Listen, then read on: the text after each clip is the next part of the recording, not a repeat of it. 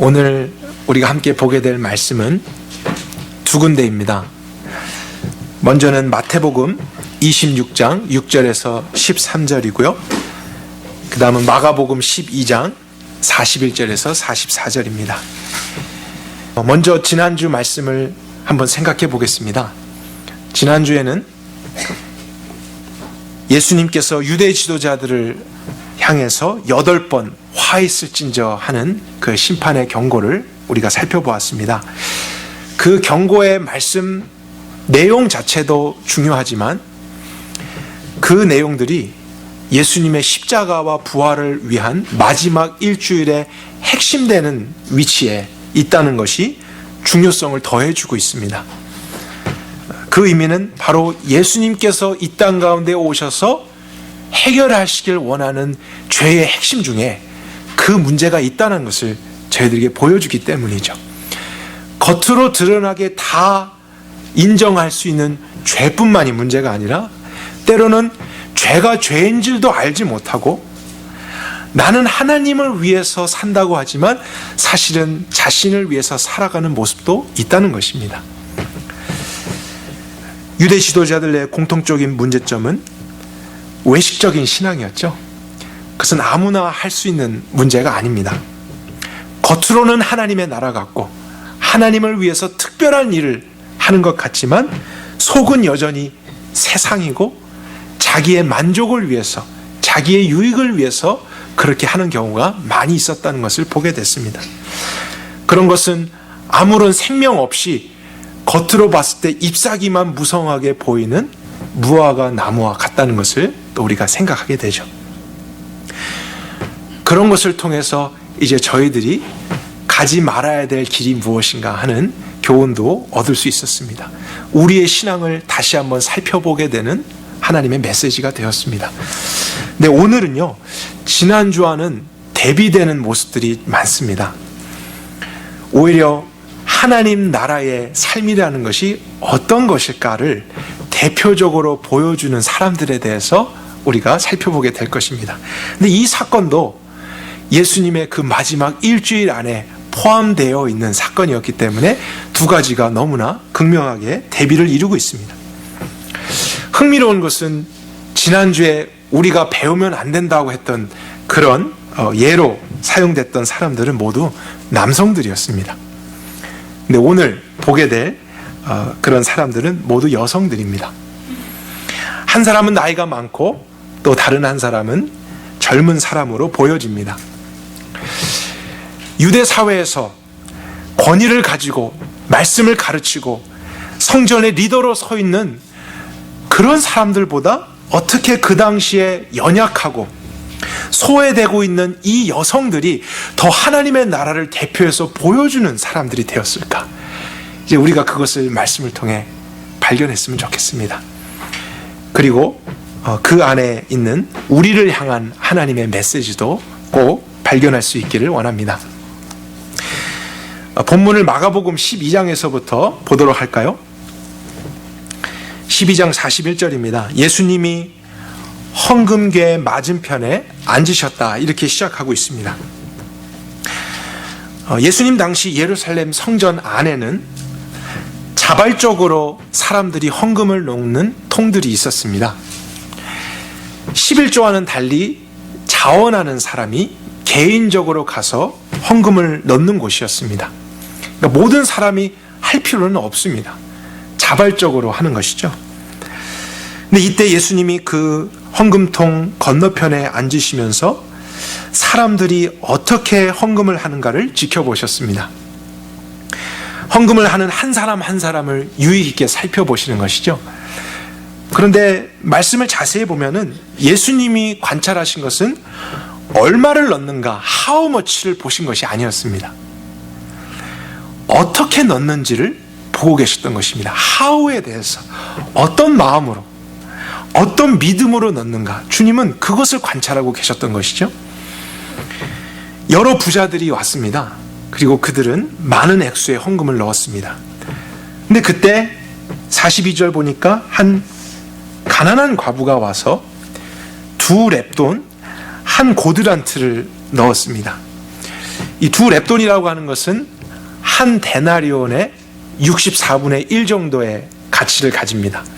한 데나리온은 한 사람이 하루에 벌 수 있는 임금이라고 우리가 알고 있죠. 그래서 만약에 100불 정도로 계산을 해도 1.5불 정도 됩니다. 아니면 그 이하의 가치를 갖는 어떻게 보면 적은 액수죠. 예수님 당시의 여성들은 사회 활동을 할 수 없었고, 특별히 과부가 스스로 생계를 유지한다는 것은 굉장히 어려운 일이었습니다. 그래서 하나님은 그런 약자들을 보호하시기 위한 율법적인 조치도 취하셨었죠. 그래서 유대인들에게 과부를 보호하고 구제하는 것에 대해서 여러 번 언급해서 말씀하셨었습니다. 과부라도 반드시 지켜야 하는 율법들이 있습니다. 그러나 지금 이때에서 헌금을 하는 것은 반드시 해야 하는 의무는 아니었습니다. 그러나 한 과부가 자원하는 마음으로 헌금을 하러 갔던 것입니다. 근데 마가는 지금 보니까 그 사람을 가난한 과부라고 기록을 했죠. 대부분의 과부들은 가난했는데 굳이 가난한 과부라고 또 수식어를 붙인 것은 아마 과부들 중에서도 극도로 가난했던 사람이었다는 것을 밝히는 것 같습니다. 정말 외형적으로 보아도 너무너무 가난했던 한 불쌍한 사람입니다. 그러니까 다른 사람보다 적은 금액을 헌금할 수밖에 없었겠죠. 근데 그때 예수님이 제자들을 불러서 말씀을 주십니다. 진실로 내가 너에게 이르노니 이 가난한 과부는 헌금궤에 다른 어떤 사람들보다도 더 많이 넣었다. 다른 사람들은 모두 풍족한 중에 넣었지만 이 과부는 가난한 중에 자기의 모든 소유를 넣었기 때문이다. 이런 말씀을 하셨습니다. 우리로 하여금 생각하게 하는 부분이죠. 분명히 겉으로 봤을 때는 누구보다도 가장 적은 액수로 헌금할 수밖에 없는 사람이었습니다. 그리고 그렇게 했습니다. 근데 예수님은 왜 그 사람이 모든 사람들보다도 더 많이 넣었다, 이렇게 반대로 이야기를 하시는 것일까? 우리가 깊이 생각을 해봐야 될 것입니다.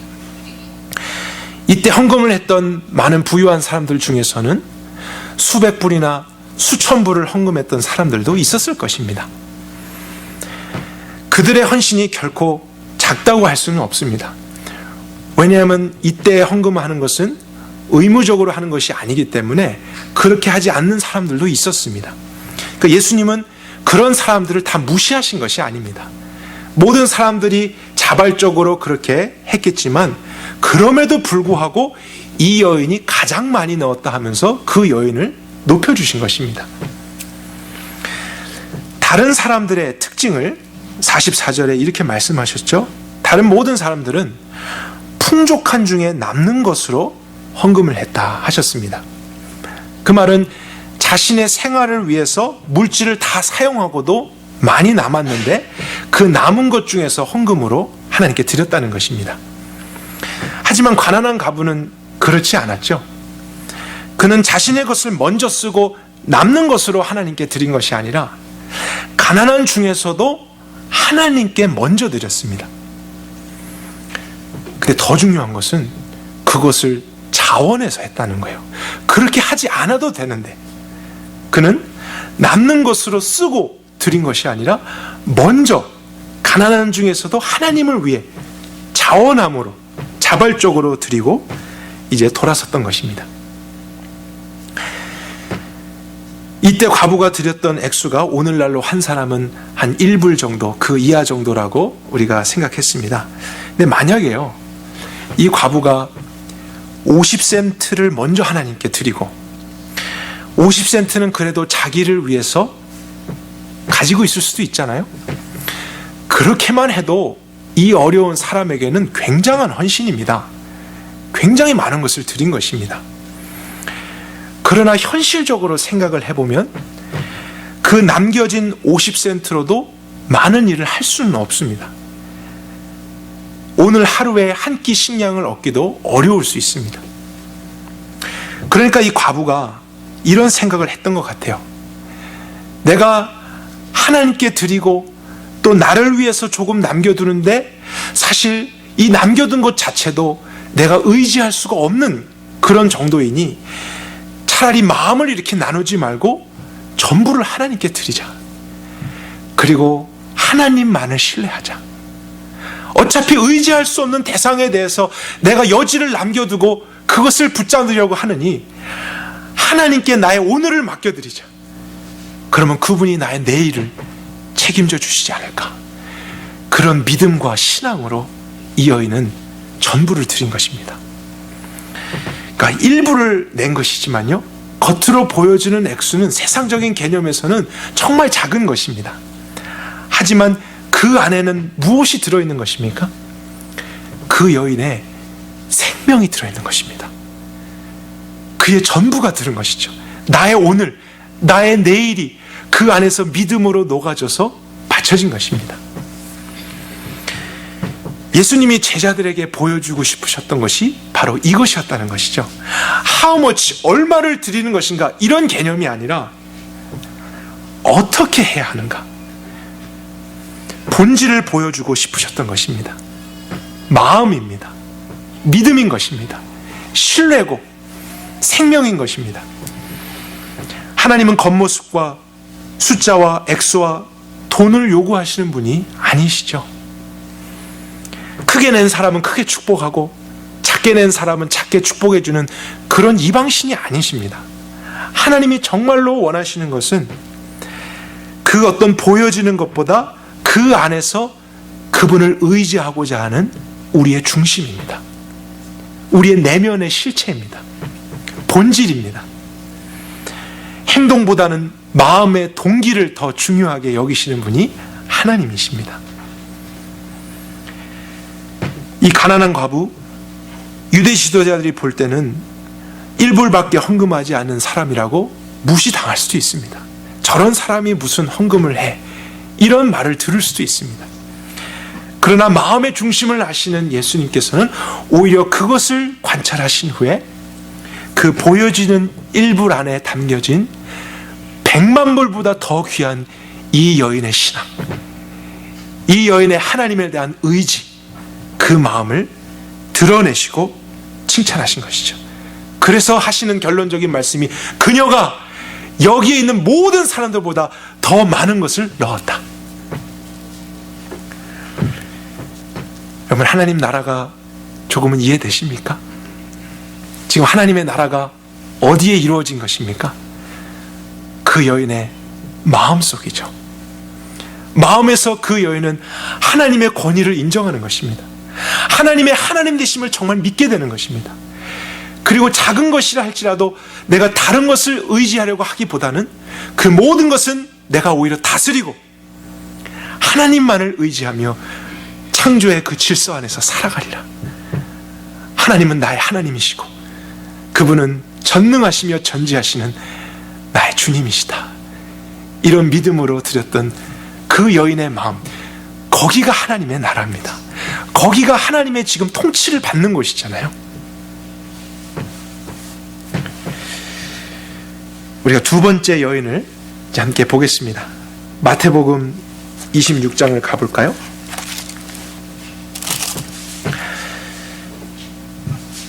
여기에는 향유를 예수님께 부은 한 여인에 대한 이야기가 나옵니다.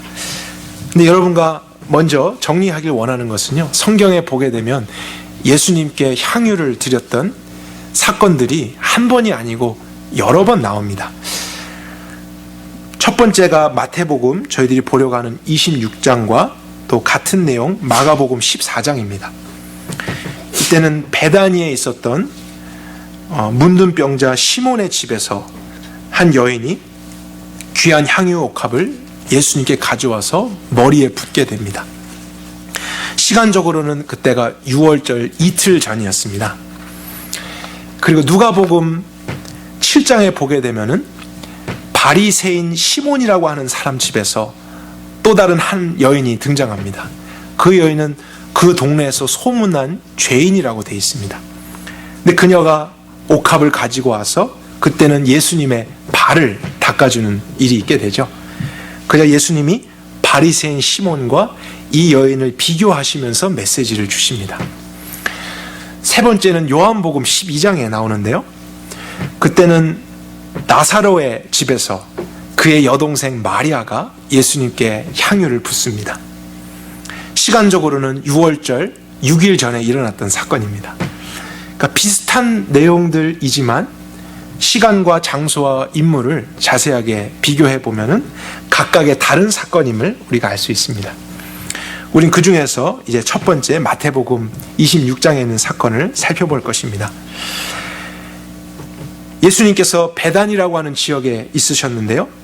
나병 환자였던 시몬의 집에 머물게 되셨습니다. 그리고 그곳에서 함께 식사를 하게 되었습니다. 그때 한 여인이 매우 귀한 향유 한 옥합을 예수님께 가지고 왔다라고 되어 있습니다. 여기에 나온 나병 환자 시몬, 흔히 문둥병자로 우리가 아는 것이죠. 그가 누구인지는 자세히 나와 있지 않습니다. 그러나 율법에 따르면 문둥병에 걸린 사람들은 유대 사회 안에서 함께 거주할 수 없고 마을 밖에서 격리되어서 살아야만 합니다. 그러나 이때 시몬의 집에 많은 사람들이 함께 모여 있었다는 것은 그의 몸이 완쾌되었다는 것을 의미하는 것이죠. 그리고 예수님이 그의 집에 초대돼서 함께 식사를 하고 있는 것을 우리가 보게 될 때 아마도 그는 예수님에 의해서 치유를 받은 사람이었던 것 같습니다. 그래서 함께 예수님과 기쁨을 나누고 교제하기 위해서 그런 잔치가 벌어지고 있는 그 장소였는데, 그때 어떤 여인이 값비싼 향유가 들은 옥합을 가지고 왔습니다. 옥합이라고 하는 것은 석고로 만든 목이 긴 항아리 같은 것입니다. 그래서 향수와 같이 비싼 기름을 보관하고 봉을 하게 됩니다. 그것을 사용할 때는 반드시 이제 목을 부러뜨려 갖고 사용을 하게 되어 있기 때문에 아무 때나 꺼내 쓸 수 있는 것이 아니고 일회적으로 이제 써야 되는 그러한 중요한 것입니다. 근데 마가복음 14장에 보면 이 같은 내용을 기록하고 있는 장면인데요. 그 향유가 300데나리온 이상의 가치를 가지고 있다라고 되어 있습니다. 한 데나리온을 노동자가 하루에 벌 수 있는 임금으로 계산할 때 300데나리온이라고 한다면 1년치 임금으로 계산할 수 있는 것이죠. 하루를 100불로만 잡아도 3만 불 이상입니다. 굉장히 값어치가 있는 물건입니다. 근데 한 여인이 그 향유 옥합을 가지고 와서 앉아서 식사를 하고 계신 예수님의 머리에다가 기름을 부었습니다. 그 향유를 부었습니다. 우리에게는 익숙하지 않은 장면이지만 그 당시에는 집에 손님이 오게 되면 발 씻을 물과 머리에 기름을 가져오게 됩니다. 근데 일반적으로 감람유 같은 그런 보통 기름을 사용하게 되죠. 근데 이때는 여인이 3만 불 정도가 되는, 사실 상식에서 벗어난 것입니다. 그런 최고급 기름을 예수님 한 분에게만 쏟아 부었습니다. 그것을 우리가 생각해 볼 때 이 여인은 예수님을 자신의 삶에서 가장 귀한 분으로 인정하고 있다는 것을 생각해 보게 되죠. 그 정도로 이분을 존경하고 이분에 대한 예우를 표현하고 싶어서 다른 사람들은 감히 할 수 없는 그런 행동을 하게 되었던 것입니다. 그런데 문제는 예수님의 제자들이 그것을 보고 칭찬한 것이 아니고 화를 냈습니다. 왜 화를 내었나 말씀을 같이 볼까요? 8절과 9절입니다. 예수님의 제자들이 분개하여, 분개라는 것은 극심하게 화를 내면서 이런 뜻이죠. 무슨 의사로, 목적으로 이렇게 낭비를 했느냐? 이 향유를 상당한 값에 팔아서 가난한 자들에게 줄 수 있지 않았겠느냐? 그들은 300데나리온 이상의 그 향유를 차라리 팔아버려 갖고 그 돈으로 더 많은 사람들을 구제하고 돕는 일에 사용했다면 더 의미가 있었겠다, 이런 생각을 한 것입니다. 예수님 한 분에게 그냥 보통 기름을 써도 되는데 그런 값비싼 것을 낭비하듯이 쓴 것이 좋지 않게 보였던 것입니다. 그런데 예수님은 오히려 그렇게 생각하지 않으셨습니다. 우리 10절을 볼까요? 예수님이 이 모든 것을 아시고 제자들에게 말씀하시죠. 너희가 어찌하여 이 여자를 괴롭게 하느냐? 그렇게 말하지 말아라. 저가 내게 무슨 일을 하였다고요? 좋은 일을 했다. 가난한 자들은 항상 너희와 함께 있지만 나는 항상 함께 있지 않을 것이다. 이해할 수 없는 말씀을 하십니다. 마치 예수님은 제자들을 곧 떠나실 것 같은 말씀을 하셨어요. 그래서 가난한 자들은 언제든지 너희들과 함께 있기 때문에 너희들이 또 도와줄 수 있지만 나는 너희들을 곧 떠나갈 것이기 때문에 기회가 없다.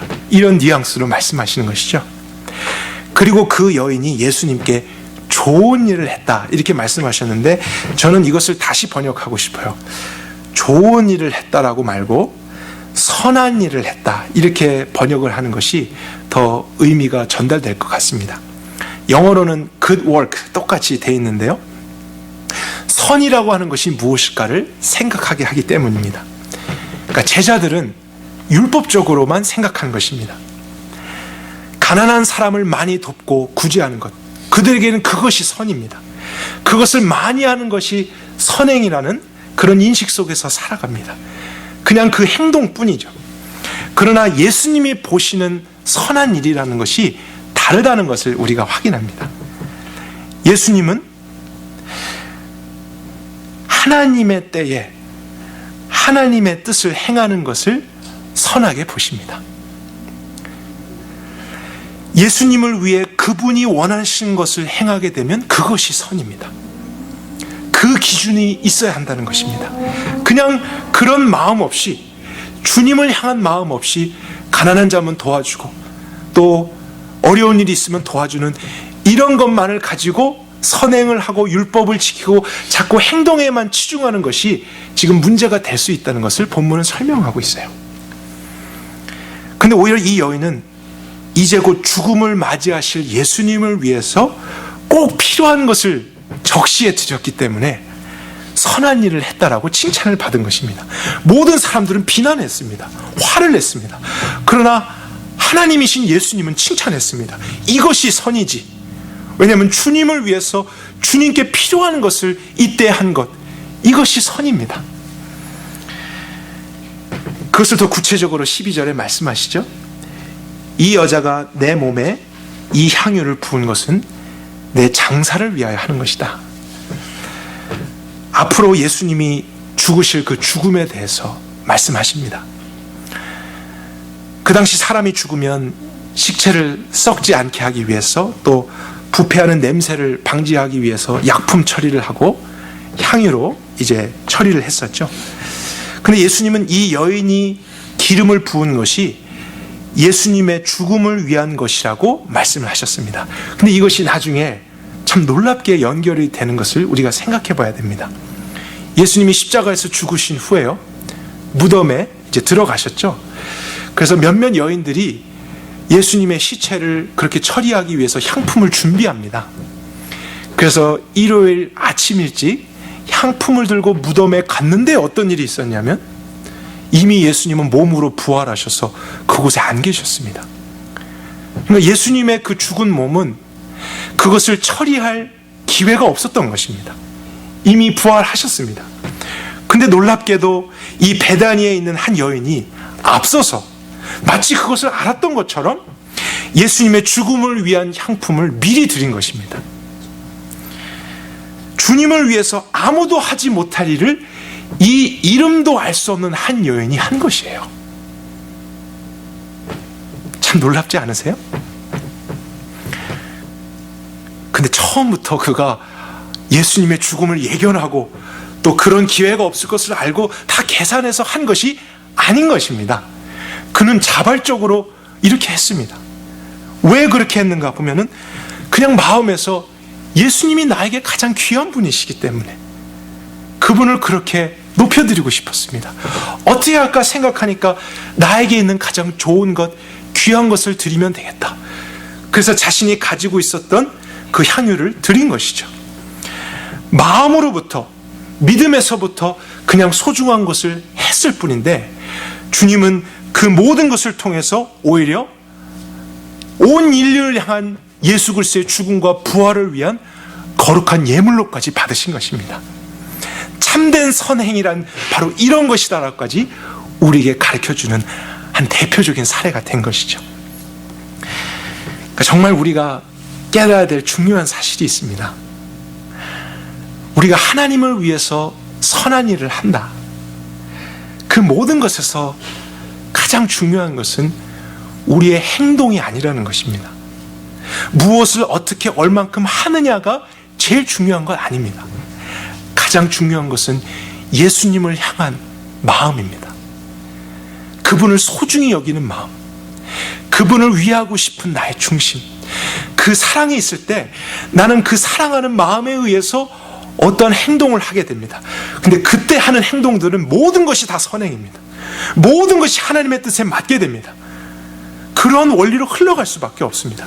근데 마음은 없는데요, 사랑은 없는데, 그런 믿음은 없는데 내가 하나님을 위해서 무엇을 하는 것만 신경 쓰게 되면 구제도 하고 선교도 하고 어려운 사람을 돕기도 했지만 주님이 보셨을 때는 선행이 아닐 수도 있다는 거예요. 그것은 너가 하고 싶어서 하는 것일 수도 있고, 그것을 한 것을 사람들에게 인정받고 싶은 자기의 의와 욕심과 자랑을 위해서 하는 종교적인 행위가 될 수도 있다는 것입니다. 참된 선이란 마음입니다. 주님을 향한 그 순수한 마음과 신앙, 사랑, 그것이 우리 안에서 기준이 될 때 그 마음에서 나오는 모든 행동들, 큰 일이든지 작은 일이든지 하나님이 보셨을 때는 그분을 위한 선행이 되는 것입니다. 저는 이 여인이 예수님께 왜 이런 일을 했을까를 참 많이 생각해 보았어요. 어떤 신학자들은 이 여인이 어떻게 이런 값비싼 물건을 가지고 있었을까, 이런 연구도 했더라고요. 근데 문둥병자 시몬의 집에 모였던 사람 중에 있었기 때문에 아마도 부유한 계층의 사람은 아니었을 것으로 생각이 됩니다. 그래서 어쩌면 그가 집안 대대로 가지고 있었던 갑오였을 수도 있고요, 아니면 자신의 결혼을 위해서 준비하고 있었던 재산이었을지도 모릅니다. 이 여성에게는 이것이 가장 귀한 것이었습니다. 그런데 그 소중한 것을 주님께는 마치 낭비하듯이, 그러나 그 마음속에는 낭비한다는 생각이 없었습니다. 만약에 3만 불짜리 향유가 아니고 10만 불짜리가 있어도 그녀는 드렸을 것입니다. 그 마음에서부터 주님을 향한 사랑과 믿음이 충만하니까 그런 계산으로, 율법으로 하는 것이 아니라는 것입니다. 그리고 주님도 3만 불어치 향유를 받았기 때문에 더 기뻐하신 것이 아니라 그녀의 마음이 주님께로 향했기 때문에 그것을 칭찬하셨던 것이죠. 저는 분명히 이 여인이 이날 예수님을 처음 만난 것이 아니라고 생각합니다. 이전에 그는 예수님 없이 세상으로 살았을 것입니다. 죄 가운데 있었을 것입니다. 그런데 어느 날 이 예수 그리스도를 만나고 그분의 말씀을 듣고 개인적으로 은혜를 경험하게 됐을 때 마음속에 변화가 일어난 것이겠죠. 개인적으로 그런 체험이 있게 되었던 것입니다. 그러자 무엇을 해야 한다는 의무감이기보다는 나에게 이런 은혜를 주신 저 예수님께 대한 감사와 사랑과 믿음이 일어나면서 그는 그런 행동까지도 하게 되었던 것입니다. 내가 이런 헌신을 크게 하니까 다른 사람들이 나를 인정해 주겠지, 이 여인은 그런 생각과 계산을 전혀 하지 않았습니다. 오히려 예수님이 이렇게 말씀하실 때 굉장히 부끄러워했을지도 모릅니다. 우리가 깨닫게 되는 것은 가난한 과부이든지 무명의 한 여인이든지 1불을 드리든지 3만 불을 드리든지 하나님이 정말 우리에게 원하시는 것은 무엇을 얼만큼 하느냐, doing이 아니라, 겉으로 드러나는 행위가 아니라 그 모든 것을 할 수 있게 하는 믿음이라는 사실입니다. 마음입니다.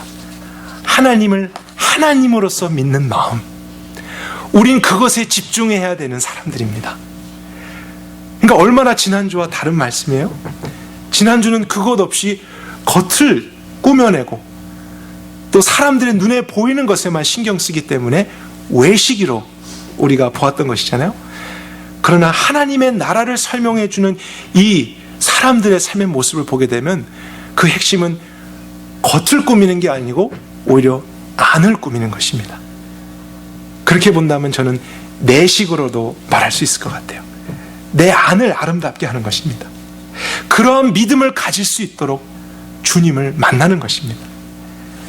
내 안에 그런 것을 방해하는 다른 생각과 가치관이 있다면 그 부분을 솔직하게 해결받는 것입니다. 그것을 위해 오신 예수님을 찾는 것입니다. 그리고 은혜를 내 마음속에 받게 될 때 그 은혜가 내 마음에 충만한 가운데서 우리는 그분을 사랑하게 되고 그분을 위해서 무엇이든지 할 수 있게 되어지는 것이죠. 그것이 하나님의 나라죠. 마음이 하나님의 나라의 것이 되니까 우리의 모든 행동도 하나님 나라 것이 됩니다. 유대 지도자들은 외적으로는 하나님의 나라와 가까운 것 같았습니다. 누가 보아도 너무 경건했고 누가 보아도 하나님을 위해서 열심히 사는 것 같았습니다. 그러나 진정으로 하나님의 통치를 받고 하나님과 동행하고 있는 사람들은 한 가난한 과부였고 무명의 한 여성이었습니다. 그 당시 가장 힘이 없고 평범한 사람들이에요. 말씀에 대해서 많은 지식을 가진 사람들도 아닙니다. 가난하기 때문에 무시도 받을 수 있는 이런 사람들. 근데 오히려 그들 겉모습이 드러날 것이 없기 때문에 그들 안에서 역사하신 하나님이 더 크게 보입니다. 이런 사람들로 하여금 하나님의 영광을 나타나게 하는 이들의 삶이 너무나 아름답게 보입니다. 우리로 하여금 그 사람을 주목하게 하지 않고 그들의 마음을 담고 싶게 합니다. 그 믿음을 나도 갖고 싶다 하는 이런 소원이 일어나잖아요.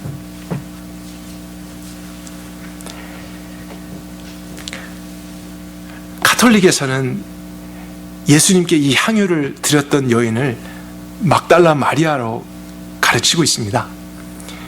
그래서 막달라 마리아를 성녀로 추앙하고 그녀를 위한 기념일을 만들고 또 특별하게 존경하고 섬기고 있습니다. 그러나 성경을 보게 되면 그것이 막달라 마리아일 수도 있지만 아닐 수도 있습니다. 정말 그것이 중요했다면 하나님은 분명하게 하셨겠죠. 그러나 중요한 것은 어떤 사람이 아니라고요. 어떤 이름이 아닙니다. 누가 무엇을 했느냐가 핵심이 아니라 그 사람으로 하여금 그런 것을 할 수 있도록까지 한 믿음이 무엇이었을까? 중심이 무엇이었을까? 저 사람이 가진 하나님을 향한 사랑이 무엇이었을까? 우리 모두도 그것을 얻게 된다면요, 그것을 우리 마음속에서 소유하게 된다면 우리도 그렇게 살아갈 수 있는 것입니다. 우리도 무엇을 하든지 하나님의 기쁨이 될 수 있는 것이죠. 8번이나 유대 지도자들에게는 화했을지어다 이런 말씀을 하신 예수님이 이런 사람들을 향해서는 한없이 칭찬해 주지 않습니까? 이 과부가 모든 사람들보다 더 많이 넣었다. 이 여인의 이름이 이 복음이 전해지는 모든 곳에서 함께 전파되리라. 그들은 참된 복 있는 사람들이 되었습니다. 저와 여러분들도 이 시간을 통해서 하나님께 복을 받게 되는 사람들이 되기를 바랍니다.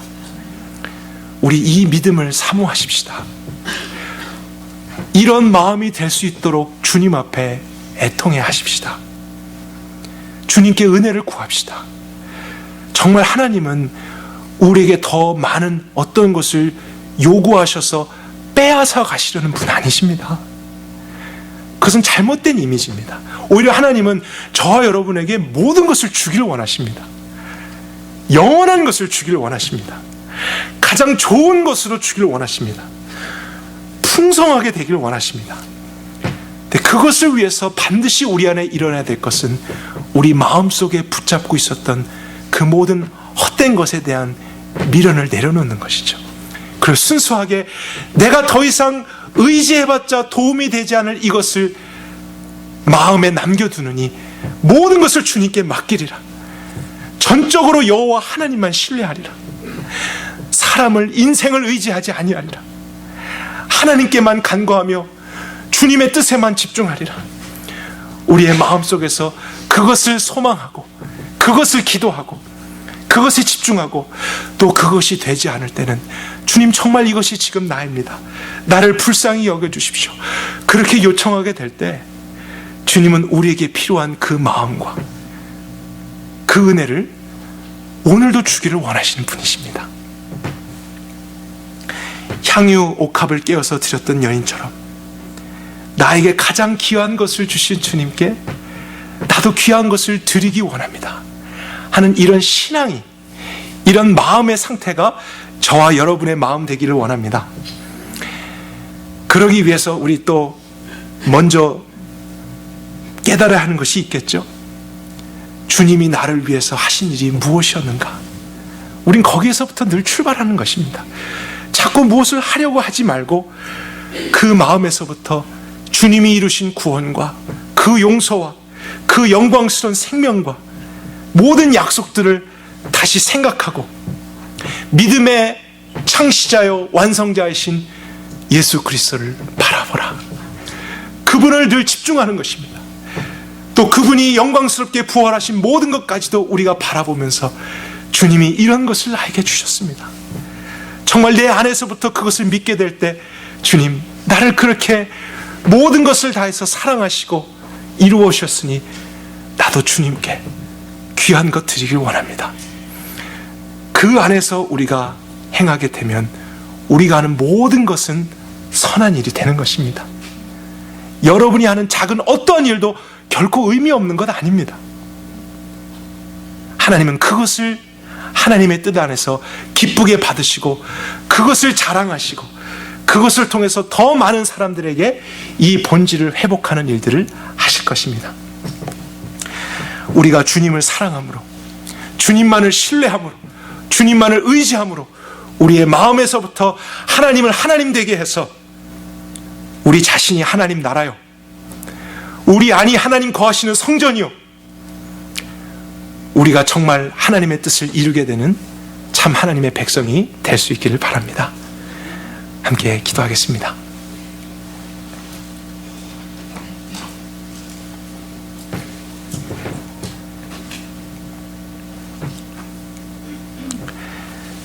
하나님, 오늘 이 장소에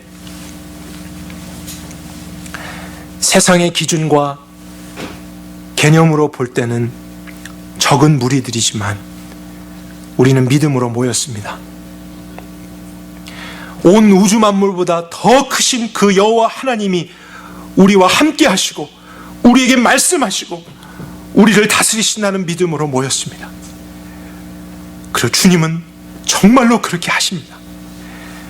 우리의 모습이 때로는 과부와 같을 때 있고 무명의 한 여인과 같을 때가 있을지라도 우리의 마음만큼은 그 위대하신 하나님을 신뢰하게 하여 주옵소서.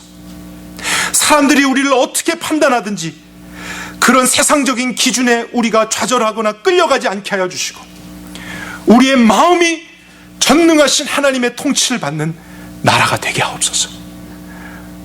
하나님이 우리를 귀하게 보십니다. 하나님이 우리를 그렇게 사랑하십니다. 하나님이 우리의 현재만이 아니라 영원까지 책임지실 것입니다. 그 기쁨의 소망 가운데 우리도 또한 이 한 번뿐인 인생을 주를 위해 살며 우리의 오늘을 주님께 드리게 될 때 우리의 내일은 하나님이 책임져 주실 것입니다. 우리 안에 무너진 기초가 있다면 다시 세워주십시오. 마음 없이 행하고 있었던 우리의 행동들이 있었다면, 헌신이 있었다면 다시 한번 기반에서부터 새로워질 수 있도록 축복해 주십시오. 하나님의 은혜 없이는 설 수 없는 자들입니다. 불쌍히 여겨주시고 정말로 이 세상을 떠나는 마지막 날까지 우리가 하나님 나라로서 영광스러운 빛을 나타내는 거룩한 자들이 되게 하옵소서. 우리에게 귀한 은혜를 주신 하나님 한 분께 감사와 존귀와 영광을 올려드리며 예수 그리스도의 이름으로 기도했습니다.